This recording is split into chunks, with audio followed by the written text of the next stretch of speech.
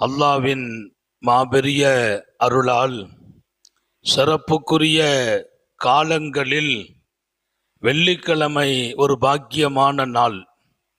இந்த பகல், இந்த இரவை சாலிஹீங்கள் அல்லாஹ்விடத்தில் இப்படியும் கேட்டார்கள், எங்களுக்கு ஒரு கால் மரணம் சம்பவிப்பதாக இருந்தால் அது வெள்ளிக்கிழமை பகலாகவோ இரவாகவோ ஆக்கிவை என்று கேட்டார்கள்.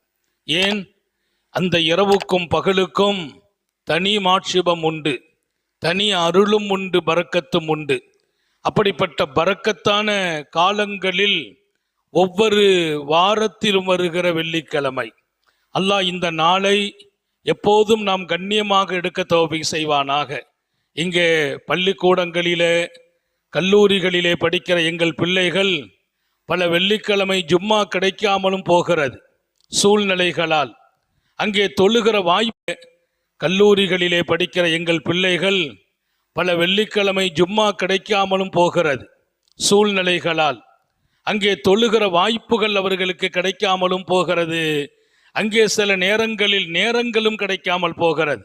கொஞ்சம் கவனம் வைத்தால் அதில் ஒரு பெரிய பரக்கத்து ஏற்படும். தொடர்ந்து 3 ஜும்ஆவை விட்டால் அவர்களுக்கும் மார்க்கத்திற்கும் என்ன சம்பந்தம் என்று கேட்கிறார்கள். தொடர்ந்து 3 ஜும்மா விடப்பட்டால் அவர்களுக்கும் மார்க்கத்திற்கும் என்ன சம்பந்தம்? எனவே வெள்ளிக்கிழமை பாதுகாக்கப்பட வேண்டும்.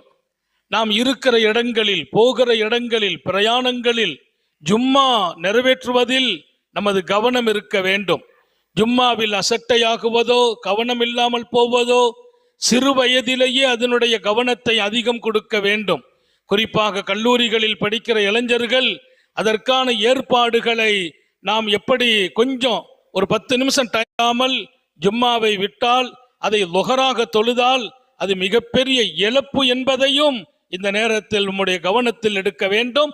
அதேபோல் ஜும்மாவை வேறு வேறு காரணங்களுக்காக நாங்கள் பயணத்தில் இருக்கிறோம், அதனால தொழ முடியல என்றெல்லாம் சொல்கிறவர்கள் உண்டு.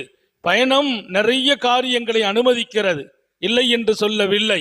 பயணத்தில் நிறைய அனுமதி. நாளை 2 ஆக்கலாம், பிரயாணங்களிலே லொஹரையும் அசரையும் ஷாஃபி மதுஹபிலே இணைத்து தொழலாம், மக்ரிபையும் இஷாவையும் ஜம்மு செய்யலாம் என்றெல்லாம் அனுமதிகள் நிறைய இருக்கிறது. ஆனாலும் வெள்ளிக்கிழமையில் நீங்கள் காலையில் சூரியன் மேலே ஏறிய பின்னால் ஜும்மா தவறிப்போகிற அளவிற்கு பயணம் கூட மேற்கொள்ள வேண்டாம் என்றும் இருக்கிறது. பயணம் கூட மேற்கொள்ள வேண்டாம் என்று இருக்கிறது. ஜும்மா தவறும் நிலைக்கு போய்விடாதீர்கள். எனவே போகிற இடங்களில் ஜும்மாவின் மீது ஒரு கவனம் நமக்கு இருக்க வேண்டும். அது அல்லாஹ் கொடுத்த கிஃப்ட்.